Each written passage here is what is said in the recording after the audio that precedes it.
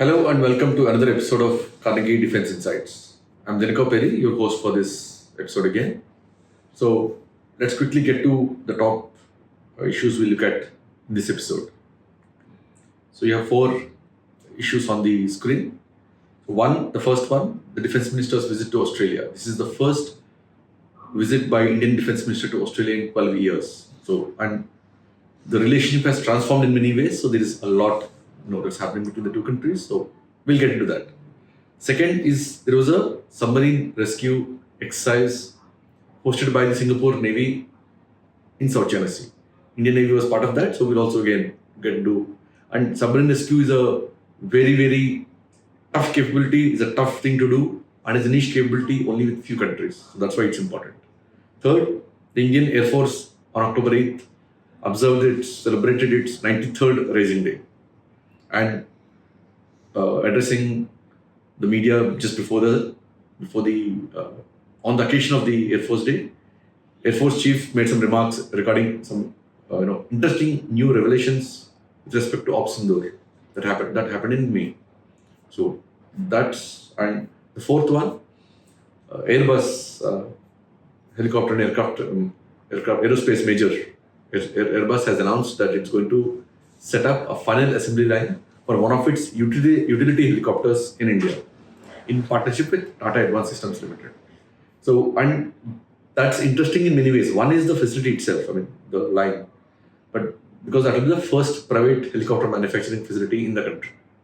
That's one. But there's also a larger connotation of the utility helicopters itself, the delays more so that's plugging the Indian Armed Forces. So we'll again get to that. So let's quickly start. The first thing, Defense Minister Rajnath Singh's visit to Australia. So as I mentioned, this was the first visit by an Indian Defense Minister to Australia in 12 years. Even this visit by Rajnath Singh has been in the works, has been being planned for some time, but it finally materialized. So he was here, he was there last week. And a couple of interesting things. He also traveled in one of their multi-role aircraft. He witnessed air-to-air refueling of an F-35 jet as he was flying in an Australian Air Force military aircraft. So that was an interesting part. And the other one, some of the highlights from the joint statement, he held a defense dialogue with his Australian counterpart, who is also the Deputy Prime Minister of Australia, Richard Marles. So the joint statement said a lot of things. For context, just to add why is this important? India-Australia relationship have transformed in the last 1 decade, especially say 2016, 2017, from where things were to where things are. It's actually a massive, massive transformation. Probably one of the most transformative relationships, among the top transformative relationships in recent times for India. And just to add again there, 2016, when India signed the logistics support agreement with the US, India's first foundational agreement that India signed with the US, Australia was the first country which actually proposed a similar agreement with India. They even gave a draft. But then at that point of time, Indian officials were of the view that the bilateral relationship has not really progressed that much, so let's build on that first. And from there, in about 5 years, they had actually signed the agreement.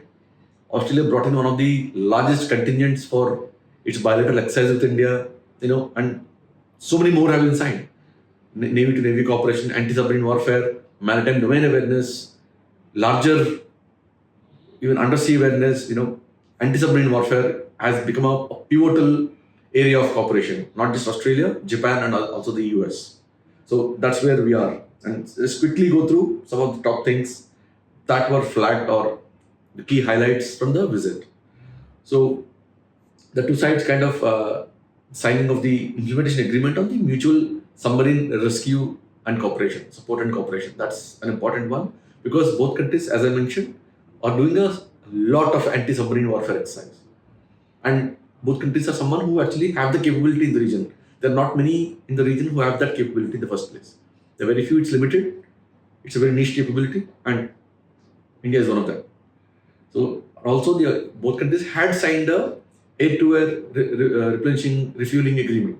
So they're now operationalizing the agreement that also was kind of reviewed and taken stock by the two ministers. And India has made an offer for shipbuilding, ship repair and MRO, maintenance, repair and overhaul, to Australian ships, warships that are deployed in the Indian Ocean region. So a point to flag here, for India, India has actually kind of made ship MRO, especially for military ships, an important part of its engagement with various countries. India is kind of pushing that as a major, itself as a hub for ship MRO, because India has a unique location in the Indian Ocean region. If you look at the peninsular geography, you reverse the map and look at it, then you'll actually understand what peninsular advantage or locational geographic advantage that India holds in the larger canvas of the wide ocean. So in that, already India has signed a lot of what's called the master ship agreements to enable this ship MRO with the US, with UK, and several more are actually under discussion. Even a couple of US ships have visited Indian shipyards. The first such ship was US support ship, not a capital warship, but a support ship. Visited L&T, Larsen Tubro shipyard in Kattupalli in Tamil Nadu. And more have followed. More shipyards have been verified, approved. So once finalized, approved, a ship can visit when they want to. So for now it's support ships, but it will scale up. So it's actually win-win. Because why is it important for other countries, say for the US or UK or any European country? They are far away from their home bases. US still has a lot of bases in the region. A lot of European countries do not have. So that makes it an interesting proposition for them if they want to do extended deployments in the Indian Ocean. Now, which most of them are trying to as part of their Indo-Pacific vision and focus. They need sustenance. They need operational turnaround, sustenance and support. So India can actually do that. So quick maintenance or replenishments, you can quickly turn around, do extended deployment without having to go back to your home base all the way back. And that saves a lot of time and effort and money. And for India, it lifts the technical capability of your shipyards. It generates more revenue. It deepens your cooperation. So it's a great win-win situation for everyone involved. So that's one. So as I mentioned, the ministers also kind of reviewed the significant progress made in maritime domain awareness as well as anti-submarine warfare by both sides. And they also agreed, the last line is important, they also agreed to continue aircraft deployment from each other's territories to build operational familiarity. So actually, each country again have been deploying their anti-submarine platforms quite regularly now. Indian P-8Is and Australian anti-submarine warfare aircraft, maritime patrol aircraft, cross-deploying. And Indian C-130 and a Dornier visited Australian Island. So Australia has actually asked India to send its assets to use its Christmas Island for operational turnaround because it will improve India's footprint without having to come back. It's a great proposition. So some steps have been taken in this regard. So it will only go forward. And further, now more of a trilateral view from the relationship itself. So India and US have a air exercise called COPE India, which has been happening for a long time. Some time back, there was an idea to kind of include Japan and scale it up to a trilateral. In line with this idea, Japan joined COPE India as an observer in 2018. But somehow the idea was for the next editions to eventually make it a full member. But somehow that didn't happen. Now actually steps are being taken in that direction. That's an important effort and step for the region because now the Malabar exercise, which again began as a bilateral exercise between India and the US, is now a quadrilateral exercise, which has Japan and Australia. It became a trilateral first with inclusion of Japan and then a quadrilateral with the inclusion of Australia in 2020.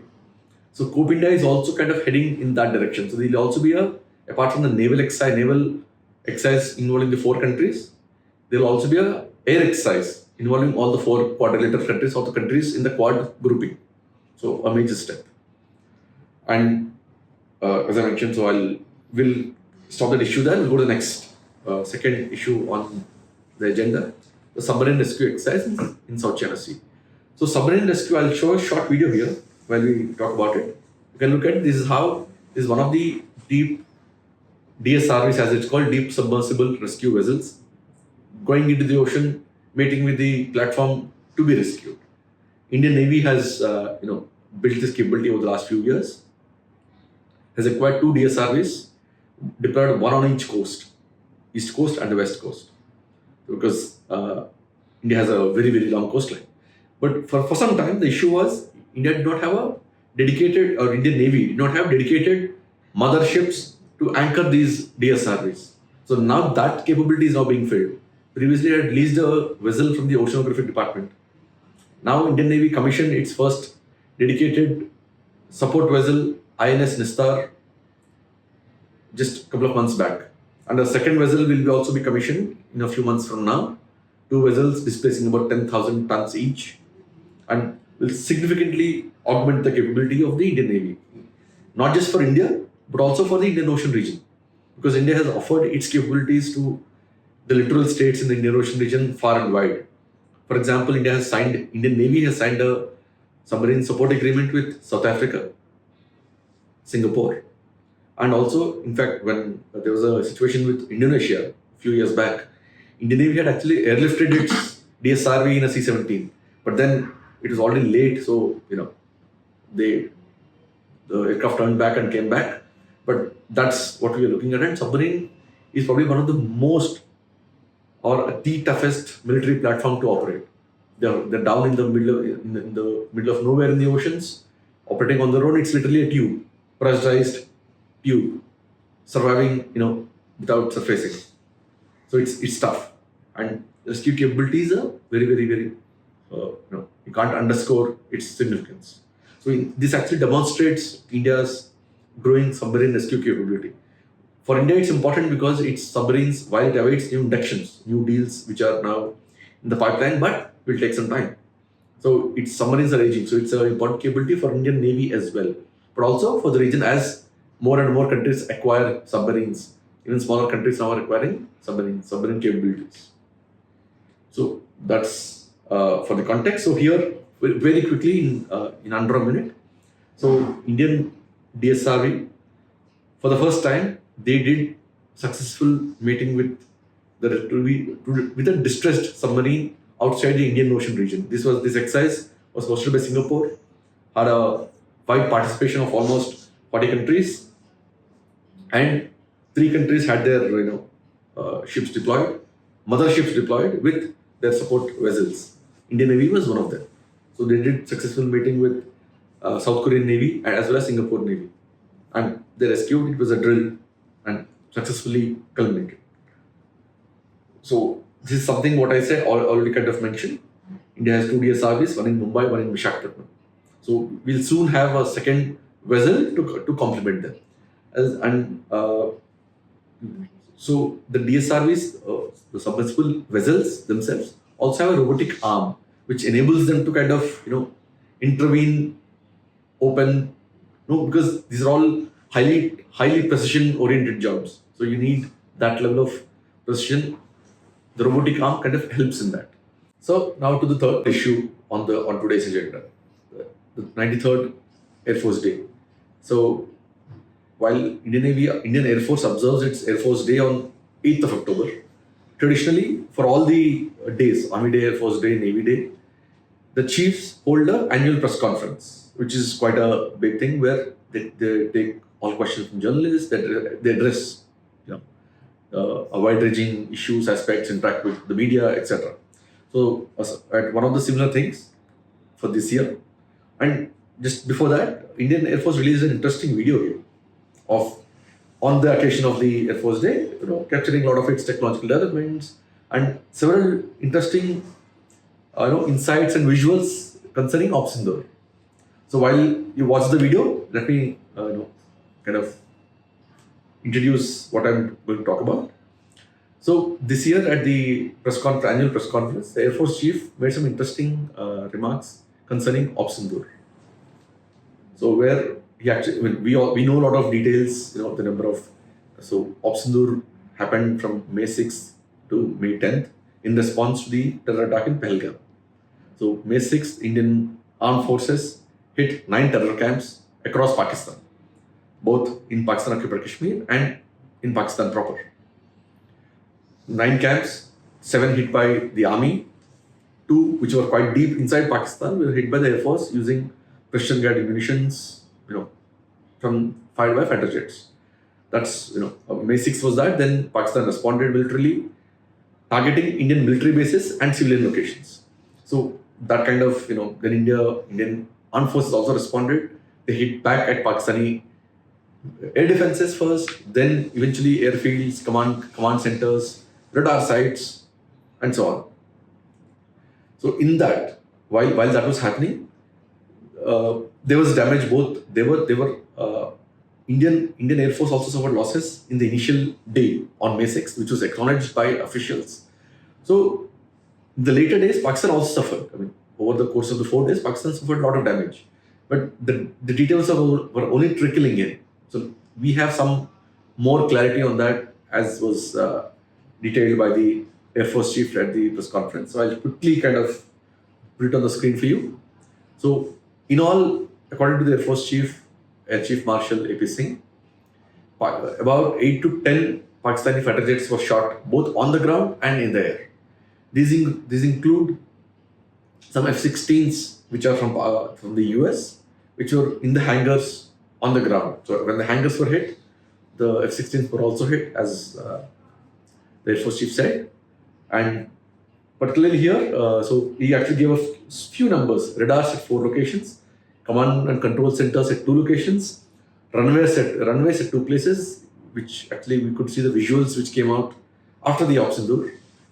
And then two of the 2 hangars, in which 3 hangars in which several aircraft were damaged, including one C-130, likely an AVAX, which is an advanced early warning aircraft that was damaged. Similarly, a specialized aircraft, either a early warning aircraft or a SIGINT aircraft, was damaged in the sky as well. And in fact, the Air Force Chief also was on record saying that they achieved one of the longest known kills with a SAM, surface to air missile, the S-400, hit one of their specialized aircraft 300 kilometers away.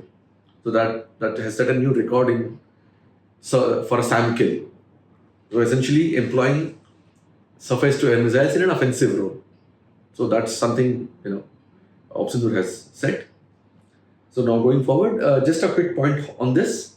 There was also a press conference just 2 days back by Lieutenant General Rajiv Ghai, who was the Director General of Military Operations during Sindoor. He's a familiar face for the press briefings. Now he is the Deputy Chief of the Army. He did a briefing, on-record briefing for a lot of military chiefs who were here for a UN peacekeeping conference. So before that, he actually did a long briefing on Sindoor, what happened, how things shaped up. So some of the things were common, what we have been hearing. Some of the things, one thing he actually said, the top things he kind of said was, over 100 Pakistan soldiers, terrorists, etc. have been killed, and which Pakistan has not acknowledged. In fact, how the numbers came out, the estimations were much lower, but how it came out, as he said, Pakistan inadvertently accepted, because they published gallantry awards for their soldiers. So that actually revealed a lot of names, lists which were put out online, but then removed subsequently later when they realized it was out in the open. So that I kind of gave a number with the Pakistani casualties on their side. So one of the things Lieutenant General Ghai showed on the screen was an interesting graphic of what was fired by Pakistan. So we know between May 7th and 10th, Pakistan fired a lot of drones, some loitering munitions, and even ballistic missiles, which were shot down. Most of which were actually shot down. And the low-end drones were all essentially quadcopters, slightly weaponized, but maybe more in testing the defenses, saturating their defenses, and so on. So actually the data on the screen actually proves that, in a way. And there are also, of course, some specialized ones, and the UCAVs or the loitering munitions, etc. So, and Indian air defenses showed their resilience. Most of these were actually shot down. Hardly a few of the quadcopters made in, but that too, non-critical locations that were actually left in probably. where the damage is minimal. So now moving forward, so we'll come to the last part of the thing and quite an interesting aspect here. So Airbus helicopters announced that its highly popular H125 helicopter will be the final assembly line will be set up in Bangalore, in Karnataka, in partnership with Tata Advanced Systems Limited. So for context, this helicopter, the H125, was earlier called a Eurocopter before the companies changed hands. The branding changed. It was called Eurocopter AS350. And it was actually, and the irony is, the same Eurocopter, this platform was actually fielded for the Indian Armed Forces requirement for a light retrieve helicopter to replace the Cheetah and Chetaks way back in the early 2000s. So that context never happened. Indian Armed Forces continue to operate the Cheetah and Chetaks, which are way beyond their lifetime. And the Cheetah Chetaks are very, very familiar. And they are the lifeline in the high altitude areas, especially say Siachen Glacier, and now, in fact, Eastern Ladakh, etc., all over the place. The Indian Armed Forces commitment in high altitude has significantly gone up. So these utility helicopters remain a lifeline, carrying rations, essential supplies, even transporting injured personnel for troop movement, etc. So this line is as per Airbus, the civil version will be offered for commercial aviation in the country, which is now actually on the upward trajectory, going to boom, and also be offered for the Indian Armed Forces for the requirements, especially for the high altitude region, because this H125 has a record of flying in extremely high altitude conditions, has set several records. So some of the statistics are on the screen, but broadly they plan to offer it, and in line with that, actually, I'll go back to this and come back. So the picture, the second picture on the bottom screen was the Indian Army Chief General Upendra Dwivedi inspecting the same helicopter at the Aero India early this year. And interesting case here, what you see on the screen, Kama 226.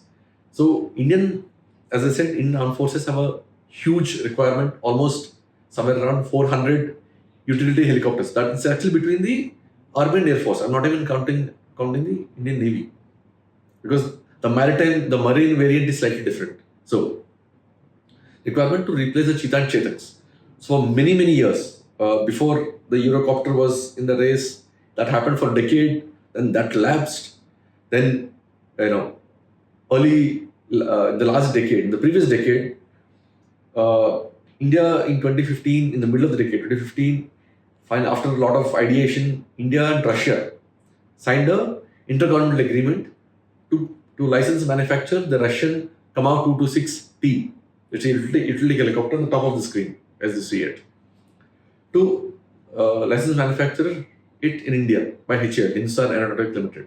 A joint venture was also set up between HAL and Russian helicopters. It was supposed to manufacture about 200. The idea is to manufacture 200 Kama 226T initially. 16 flyway condition, 140 to be manufactured here, and the numbers to go up because the requirement is more. That was, a lot of ideation went in, but the problem was the RFP, the request for proposal, which is issued by the Ministry of Defense, was issued to the joint venture. That said 70% indigenization content, localization, indigenization. So that was the problem was. The final agreement was just stuck because so in all iterations, they could not show that from 60 flyway to that 140 in batches to be scaling up indigenization, they could not demonstrate 70%. So how that 70% came in is a different question, but eventually they couldn't. That just got stuck in, entangled in series of negotiations, and eventually a couple of years back, just after the 21, 22, the Indian government's view changed towards more indigenization, etc., that somehow just lapsed. And by the time the Indigenous platform, the light utility helicopter, also designed and developed by HAL, kind of took more shape, to kind of matured and kind of saw the initial certifications. So while this simultaneously happened, the 226, the Kamau just lapsed. Officially not done, but it's nowhere in the horizon now. But that said, the Indian requirement for helicopters still remains. Indian Armed Forces have not inducted a light utility helicopter in such a long time. What you see on screen is the numbers of the current numbers of the Air Force and the Army, what they currently hold. There are a range of helicopters from heavy duty Chinooks, attack helicopters, the utility segment, again the Indigenous ALH, also the lowest end, the light utility Cheetah and Chetaks. They still form the lifeline. Some of them have been upgraded with a new engine called the Cheetals. There are a few of them, but again, the platform itself is aging, so they need replacement. And as you see on the right side of the screen, if you actually see some of the numbers there, some of them are actually 50 years old, the platforms. You see the Indian Army. So Indian Army Aviation is a different arm. They largely operate utility helicopters. They have the Cheetah Chetaks and the ALH. And also the ALH Mark IV called the Rudra, which is a weaponized version of the ALH. And now the Indian Army is also inducting the light attack helicopter, which is indigenous again, and has also contracted 6 Apache heavy attack helicopters. So while that is the case of the utility helicopters remains a major concern. So before we close, one last slide here on the indigenous helicopter ecosystem, and also quickly the indigenous LUH, light utility helicopter in that. So it was designed and developed by HAL, lot of certification. Now the initial certifications have all been done, but even the Defense Acquisition Council, which is the MOD's highest body for procurements, has also cleared an initial lot of 12 LUH as the limited series production model, for 6 each for the Army and the Air Force. But that has been delayed because there's been some development delays in the flight control system and the main rotor. So now probably as we hear it, that's actually progressing now. Somewhere this year, end of this year or early, that should actually make progress and move forward. Which still remains the question. You need them in enough numbers. So that's again still actually a missing gap. So that, we'll have to see how that goes. Similarly, the Indian Navy also has a naval utility helicopter requirement. Huge. Because all the frontline warships, some of them which can actually operate 2 helicopters, are actually flying with empty decks. That's a major concern, because especially for ships which are out in the middle of the sea, helicopters remain a critical lifeline for quick movement. So for example, they spot something, it's a helicopter which goes in, reccees, does reconnaissance, observes, comes back. Ship can't quickly mobilize, helicopter quickly can. So it's a really critical requirement. That's it. That's very broadly quick closing with the Indian helicopter indigenous ecosystem. So again, HAL has designed and developed a series of helicopters now, all Indian. There's foreign content in terms of engine and many other things, but the design and development is in India. Beginning with the advanced light helicopter, which is there are over 350, 400 helicopters now flying with all the 3 services and the Coast Guard. That's it. Now, moving forward, the next variants. The ALH actually went on for a couple of decades. A lot of variations, Mark 1, Mark 2, Mark 3 is at par with any helicopter. Mark 4 is the weaponized version of the same ALH. But that actually has suffered a series of incidents in the last 2 years. A lot of inquiries, some technical issues identified, but still somehow that remains a tricky issue to be addressed, and it needs quick redressal because that's affecting the operational preparedness of the forces. The ALH was grounded for some time, and then again, flying resumed. And in addition to the ALH, there is also the LUH, which we talked of, and the LCH again, which I referred to. And there is also an IMRH, Indian multi-role helicopter, which is now under development. That is actually a much bigger one, a medium scale, meant to replace the Mi-17s, the Russian Mi-17s, from the 2030 or onwards. That's for that a new engine based on the Shakti series of engines, which currently power all the ALH, LUH, LCH, is also under development. Again with Safran, the Shakti engines are a joint co-development with Safran, and they actually power all the Indian series of helicopters. So that's a really important and critical requirement. There is a huge gap. We'll have to see how that's addressed. So we'll stop here for this episode. look forward to your comments, feedback, and we'll catch up in the next episode. Thank you.